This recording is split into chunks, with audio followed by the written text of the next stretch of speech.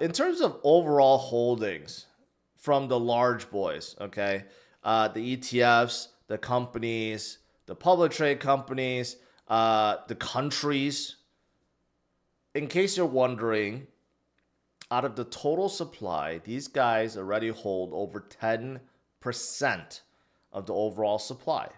That's calculating out of 21 million, and we're not at 21 million. I don't know why it always calculates out of 21 million. It should calculate out of the circulating supply, which is around 19.5 million. So technically, they already hold more than 10%, way more like 14, 15%. And it's just, it just keeps on escalating, especially the ETF section, right? But you know, MicroStrategy at 190,000, and you got all these other companies like Tesla and Block, and then you got some of the miners, right? But they add up. They add up quite a lot. MicroStrategy is above 10 billion once again. And then you have some countries, both US and China, hold $10 billion worth of Bitcoin confiscated. Even in Germany, I don't know when Germany got 50,000 Bitcoin, but they do, 2.6 billion. You have Ukraine, that's also around 2.5 billion. El Salvador, they've been buying. They're at 125 million. Finland somehow has 100 million worth of Bitcoin. I don't know where these countries came from in terms of how they accumulated. You have Mt. Gox, 200,000, that's 10 billion, have not been distributed. Maybe one day, but you got others like Block One, who used to be behind EOS. They hold 7 billion worth of Bitcoin. Tether now holds 3.5 billion. BitMEX holds 1.9 billion. Tezos holds a billion. They raised all these during their ICO days. And then, of course, you got the ETFs. Grayscale, as much as they've been selling, 24 billion still. And then you got BlackRock at 6.3, Fidelity at 4.4. This one is out of Canada, or no, out of Finland or Swiss. I don't recognize that flag, but they're at 2.6 billion, and then ARK at 1.4. Purpose is out of Canada, 1.3. I mean, you guys get the picture, right? Bitcoin is disappearing at an alarming rate. And that's why all-time high is coming soon. So, who's fighting for Bitcoin, you may be wondering? Well, there's so many entities, so many players involved. Last week, we had the ETFs eat up $2.5 billion worth of Bitcoin. 2.5 billion in one single week. You do the math, it averages to around 500 million per day, per trading session over 5 days. $500 million per day. And you could see the trend. Even though week 3, massive grayscale selling, that's why we wanted it red. But week 4, week 5, week 6, and this is still with grayscale selling, or whoever owns grayscale shares selling. This is accounting for that. Even with the grayscale selling, the ETFs added 2.5 billion, $500 million per day. Is that going to continue tomorrow? I think so. I don't think that's going to stop. I don't think from here on out we're going to see these ETFs stop at all. They're going to keep on buying, guys. I've been talking about this for weeks upon weeks now. I'm scared this may be the last cycle for retail investors to buy cheap Bitcoin, because these guys are just eating up all the supply. I've been showing the facts, how retail's been selling and institutions have been buying by the billions. And it's not just the ETFs. It's not, even though there's many ETFs, right? I said there's a lot of parties. You got the Bitcoin whales that's coming in.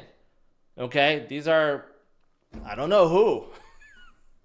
Large, rich individuals or private entities or companies or mining facility, I don't know, but they've been scooping up $13 billion in 2024 alone. Keep in mind, we're barely in February, okay? So you got the ETFs, you got the whales, of course we got the retail investors too, but unfortunately retail investors are kind of being driven out right now. I've shown, this morning I showed how retail investors are selling. Why would you be selling right now? Why would you be selling to these big boys, right? That's just not smart. You don't want to sell them your life-changing wealth. Why would you want to do that? You don't want to, right? And here's another example of a whale labeled Mr. 100. Bought 1,250 Bitcoin since the stock market closed on Friday. So it's just been, what, 3 days? That's a lot of Bitcoin within 3 days, okay? And this is not an institution. This is just a giant whale that's scooping up Bitcoin, right? Again, like I said, there's a big fight over the supply that exists right now. Even though there's a little bit more that will be released after the halving event, only 450 a day. But these guys are scooping up way more than 900 a day, which is what's produced today, and way more than 450, and will only increase. So days like today is not a dip, okay? It's not a dip. Don't let days like today scare you out of the market. Look at what the big boys are doing. Look at what Michael Saylor is doing. Michael Saylor is doing very, very well. In fact, this is quite amazing that his stock, MicroStrategy, has outperformed Bitcoin since 2020. That's fantastic. Good job, Michael Saylor. But here's the scary thing.